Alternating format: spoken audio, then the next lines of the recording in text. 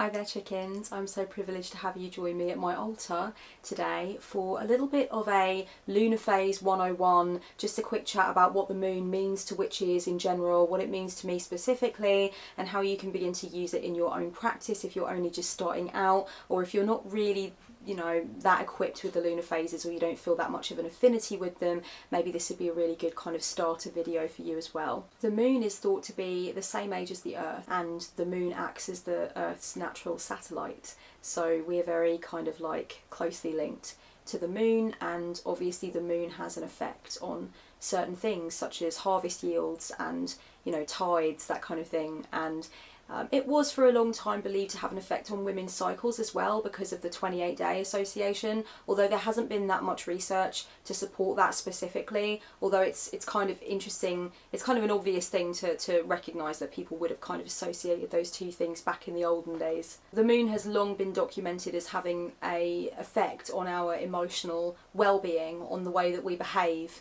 It's really evident that certain phases affect us, and this is not something that is just talked about, in woo-woo circles or in witchcraft. It's something that has been studied, studies have been done into this stuff. So it's very interesting to note, for example, that the full moon does seem to exacerbate people's mental health disorders in people who already do experience mental health disorders. It's interesting that the full moon is often cited as being an influence in the rise of violent crime. Police officers do regularly say that, it's difficult managing a full moon on the night shift in town. And I used to work for the National Health Service helpline, and we used to argue over who was going to do the full moon night shift. Like, genuinely, there was a rise in mental health calls, there was a rise in calls related to violence, there was a rise in calls from very distressed people. The word lunacy comes from the word lunar, right? So there's already long been recognised a link between the full moon and madness and, human behaviour, that kind of thing. It has an influence. So all of these things combine to make the moon very interesting for us magical types, It's something that is very powerful. It does have a direct effect on things on the earth, like I said, crop harvest, the tides, weather, that kind of thing. It's interesting to me that the moon can't sustain life, but the moon actually does sustain our life, like it protects us from asteroid collision and that kind of thing. It acts as our natural satellite, so it is in a lot of ways really important to us and important to our way of being and the continuation of our life. Full moons and new moons are particularly potent in witchcraft, and that's long been recognised. We use the lunar phases to navigate our way through spellcraft and ritual. We celebrate the full moon, we celebrate the dark moon, and dependent upon what kind of deities we work with or energies we work with as witches, we may choose to place more focus or less focus on the new or dark moons. I know for me, the dark moon and the new moon is much more potent to me in many ways than the full moon, although the full moon also does have its place. For me, because of the nature of the goddess that I specifically work with and call my matron, the half moon is also very, very potent for me, very important, I would recommend, if you don't currently work with the lunar phases, if you don't have that much of a relationship with the moon in your practice, that you begin by having a look at myths and folklore surrounding the moon, superstitions regarding the moon, and goddesses and gods that are connected to the moon, fairy tales that are to do with the moon. Look into all of that stuff. And definitely at the same time consider how you personally feel about the moon. What kind of an effect did it have on you as a child? Were you interested in it? Was it something that, you marvelled at? What kind of moon phase did you like the most? What did you learn about the moon in school? What were your misconceptions about the moon? What were your mistakes that you made as a kid about the moon, and what did you later come to understand about it from a scientific perspective? I think that these journeys into what humankind think of the moon, and also what you yourself have learned about the moon through your lifetime, can be really potent in understanding how much of an affinity you will have with it as a witch, and how much it will mean to you in terms of your spellcraft and ritual and stuff. A lot of people do say that following the lunar phase and constructing their path and their spell work around the lunar phase is definitely one of the more beneficial decisions that they have made. And I think a lot of witches also say that it's not really a decision. It's something that just comes so naturally. It's not even something that they question, that they would celebrate the full moon and they would use the moon phases to navigate their spellcraft decisions and stuff. I don't really think it's even always considered to be a conscious decision. It's something that witches just do, like it just makes sense to them, And that strange orb that kind of shifts according to where it is in conjunction with the sun. You know, the way that we see it changes depending on how it dances with the sun at any given moment. There is something so potent and so powerful about that orb, and I don't think many people can deny that. One thing that has been very interesting for people who have studied mythology is the switch that has been made across the aeons in the human experience between the moon representing masculine and then the moon representing feminine, and vice versa with the sun. A lot of people like to look at solar goddesses and lunar gods because it's so different to the way that our kind of mentality is set up nowadays, thinking of the moon as feminine and the sun more as the masculine energy, or, you know, yin and yang, if you want to think about it that way. The idea that the yin energy is mostly represented by the moon and the sun is representative of that yang energy, that more active energy. I definitely see the moon as divine feminine. I definitely connect it to my divine femininity, and that's just how it works for me, but for other people it is different. I see the cycle that the moon goes through as being reflective of the cycle that I go through as a woman with my bodily functions that I have, but I also see the moon as being a representation of deep knowledge, ethereal wisdom, wisdom from beyond the cognitive mind. And that has always been the domain of the divine feminine. I'm not saying it's the domain of women, I'm saying it's the domain of the divine feminine, okay? There's a difference. So yeah, you know, I definitely see it more like that for me, from where I'm coming from with it. To me, the moon is representative of witches and witchcraft as well. I just see the moon as such an obvious representation of that. I see the moon as representative of cycles in general, the life cycle, the cycle of understanding, the cycle of going through an experience and then learning the lesson and then, you know, integrating that experience into your sense of selfhood. So I see the moon's cycle, the moon's kind of circulation, as representative of something very interesting about the way that we learn lessons and the way that we formulate knowledge in the human experience. Some of the superstitions that exist around the moon are really interesting. I read one superstition once about not hanging out clothes in the moonlight, because any clothing that the moonlight touches will be clothing that's worn to a funeral. Another one is touching a silver coin whilst looking at the moon or whilst in the light of the moon. It brings good luck. I think that you're not supposed to lie naked and like bathe in the light of the full moon, and you're not supposed to lie in bed in the light of the full moon because of lunacy, because it will send you raving mad.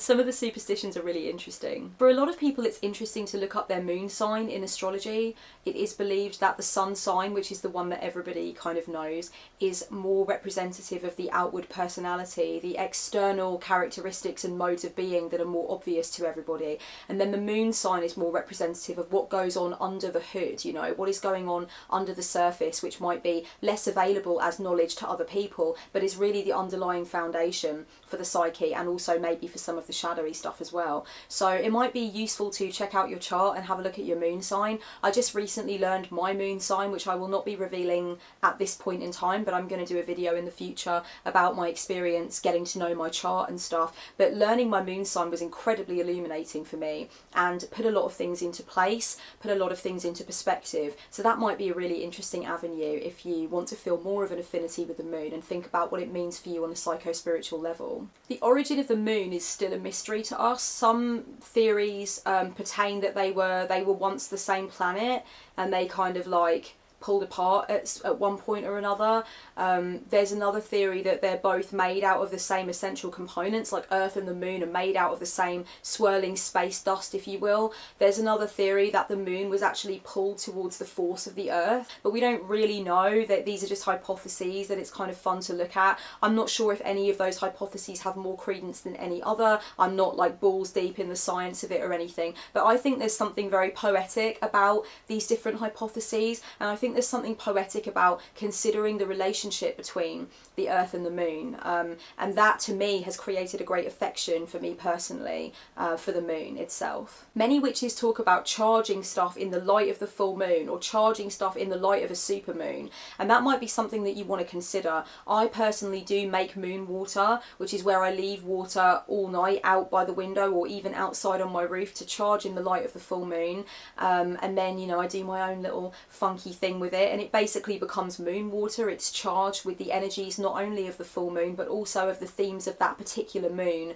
that it is kind of charging in. You know, each moon has its own name and its own associations, and you can look at different ideas from different mythologies and different cultures that will tell you different things about each moon throughout the year, what it means, what its themes are, what it represents. And I do think that creating moon water or charging your objects in a particular moon that has a particular name and a particular association can lend even more potency to that. One of the things that witches do that involves the moon that is central to a lot of our practices is to use the timing of the lunar phases to construct our timetable for spellcraft, for devotionals, for rituals, for any of that stuff. Some of us do recognise every full moon or every dark moon, whatever the case may be. Others of us may use a particular phase of the moon to contact a matron or patron or some other form of disembodied intelligence. Some of us have a specific altar that is dedicated only to doing ritual or ceremony on the dark moon or on the full moon. You know, there are quite a few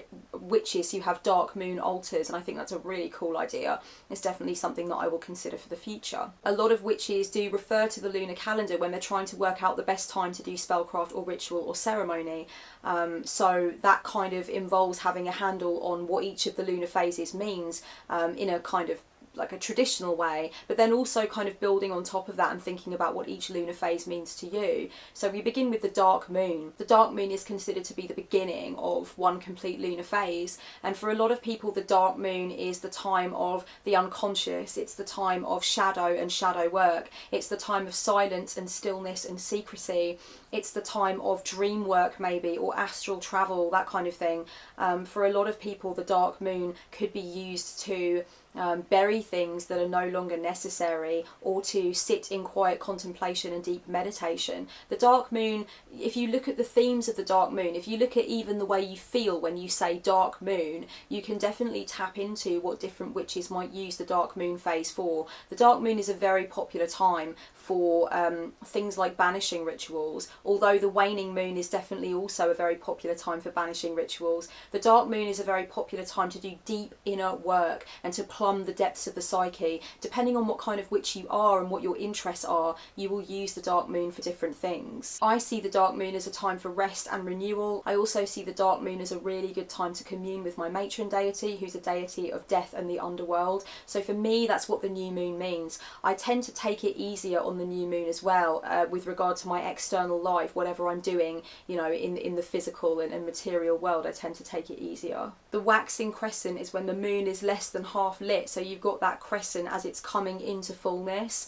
That can be a really good time to just give energy to your plans, give inspiration to your plans, do spellcraft and ritual that is about motivation, that is about development, personal development or external development of goals. The waxing crescent can also be really good for things like just gathering abundance, gathering momentum, gathering speed to whatever you're doing. As the waxing moon emerges to being a half moon, we can really focus on stuff like the bringing in of love and joy and abundance and whatever it is that we want and need, and we can really feel that momentum and we can feel our plans moving into being. If there is a sense of stagnation in that area, then the half moon is a really good time, like the half waxing moon is a really good time to bring all of our attention and energy to it, to make sure that our ideas and our plans and intentions for the moon phase are everything that we want them to be, and that we're not focused on petty distraction, but we're focused actually on the task at hand. Moving on into waxing gibbous, when it actually kind of extends beyond half full, again we're really looking at power growing, energy growing, you know, and going after what we want and bringing things in that we are desirous of. And then when that full moon comes, that is really a symbol of pure power and potency, and I often feel like the full moon is a mirror for all of the work that I've been doing so far in the moon phase and everything that I'm learning and everything that I'm attempting to bring into being. The full moon is that confirmation for me, it's that recognition, it's a sign from the cosmos. It's like me kind of linking arms with the cosmos in a way. And like I mentioned earlier in this video, there are specific names for each moon, for different civilizations, different cultures and stuff. For me, I like to use use the old English traditional names for each moon, and I like to connect with what they mean, because obviously I'm from England and I'm living in this land, so it makes sense. A lot of people use ideas of different moon names dependent upon where they live and what their ancestry is, and I think that's really cool too. You can really plug in a lot more to each moon and what each specific moon means through looking at the different names associated with it and themes associated with it. So you can really look at what the full moon means according to your culture or your ancestry or the culture that your gods come from, or, you know, cultures that you're interested in. You can really study that stuff, and it's really interesting. And then of course from there, there's only one way for it to go. Like, what comes up must come down. We're going to go into waning. So it's going to be waning gibbous after the full moon. And that's an interesting time because the energies flip, of course, and we're looking more at letting go. We're looking more at maybe simmering down. We're looking at I don't know, kind of harnessing power but in a different way, maybe cutting away what doesn't serve, maybe recognising how to simplify something that's complicated, maybe looking at banishings, maybe looking at bindings, maybe looking at release work, surrender, cord cutting, that kind of stuff. And then it goes to the half full moon, and that again, you know, as we're moving towards that new moon, as we're moving, like, you know, away from full and towards the dark moon, then we can really look at things, just that energy flipping. So it's gone from a building up of power to a falling away of power. And so this is more about kind of going internally. I think that a lot of witches do see that flip from, you know, when the full moon turns into waning gibbous. I think a lot of witches do see that flip between external momentum then going into internal examination, internal work, you know. And then it goes down towards the waning crescent when we are very nearly at that new moon again. And again, this is a time for forgiveness. It's a time for release. It's a time to learn the lessons that we've reaped from the moon phase. It is a time for surrender. It's a time for shedding off. It's a time for getting ready to prepare for those new projects and plans for the following moon phase. So that's kind of how the moon phases go in a circle. And that is, you know, a little bit of a taste of the themes that witches tend to stick to with each of those phases.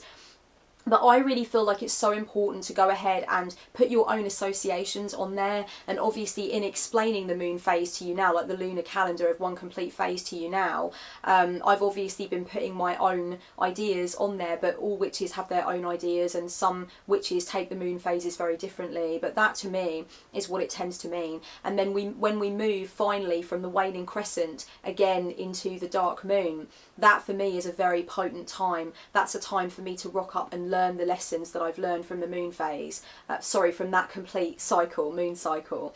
You know, it's a time for me to hunker down and really do any shadow work that needs to be done and just get clear on what my projects and plans are for the next 28, 29 kind of day cycle. So that's how it works for me. And some witches will only really tune in with the moon almost as kind of a glorified correspondence, you know, like a planetary correspondence. Like, they won't really follow the moon other than that. They will check in with the moon to see when would be a good time to do a particular spell. And that's fine. And then other witches, you know, would go as far as to describe themselves as moon witches, and they really do closely follow what's going on with the moon, you know, and they really do check in with the moon all the time, and they are constantly moving everything in alignment with the cycle of the moon. So it really depends. There is kind of a variation. I certainly, for my part, have become much closer to the moon over time. It has come to mean something far more significant for me now than it did in the past, and that's been really amazing. And that has come almost, I would say, as a direct result of working with my matron. She has just really drawn me to the moon and asked me to pay close attention to the moon, and it is through the moon as a planetary body that I actually feel closer to her, and also to that part of the divine feminine principle within myself that my goddess is so good at reflecting and symbolising to me. So that's how it worked for me, but people have different ways of doing it. And of course I was very, very fond of the moon before I worked with personified female deity, and I would look up at the moon and gaze at the moon, and I was very keen on being out under a full moon. You know, I've always kind of noted that, and like I said at the beginning of this video, I have done a job where I was directly exposed to the influence and power of the moon cycle, I know that it does have an effect on the human condition, and so I've always had a great respect for it. You know, I've always known that the moon has a very direct effect on my life, just like the sun does. You know, I know when I watch the tides go in and out that I'm watching the electromagnetic force of the moon. I know that the moon dances with us in a far more direct way than we are aware of as children, and as we grow up and we see really the power and potency of the moon and how it protects this orb that we live on, that's a big deal to me, you know. So I'm not saying that I needed a goddess to like get me there, but certainly hell has cemented my relationship with the moon, and it's become a very much more important part of my workings now. A couple of things it might be interesting for you to do if you would like to develop a closer relationship with the moon is, first of all, to notice how you feel during different phases of the moon and see if there's anything specific that happens that you notice either around you or within you during different moon phases. That could be really interesting. And another thing that I recommend you do is use a moon app on your phone, if you have a smartphone, to explain to you when different phases of the moon are coming along. My favourite moon app is Moon Free. It sends me a text when a full moon or a new moon is 24 hours away, which is really useful if life has gotten busy and I'm kind of a bit all up in the air and I'm not remembering that it's time for me to do the ritual. It lets me know what's upcoming, it lets me know what exactly the moon phase is now, and it gives me exactly the percentage that the moon is full, so that's really cool. Moon Free is really banging for anybody that's just getting started though with using the moon and trying to align more with the moon and stuff. Oh, rate Moon Free. Okay, I will. I'm just going to give that shit 5 stars because it is banging. I hope that this has been an interesting video for you and it has given you some food for thought regarding that gorgeous, shiny and consistently changing orb that we call the moon. She is gorgeous, she is mysterious in all of her wonderment, and I just hope that I've given a decent introduction to some of the things that you might want to know if you're looking more into using the moon in your practice and bonding with the moon more. Much love, blessed be.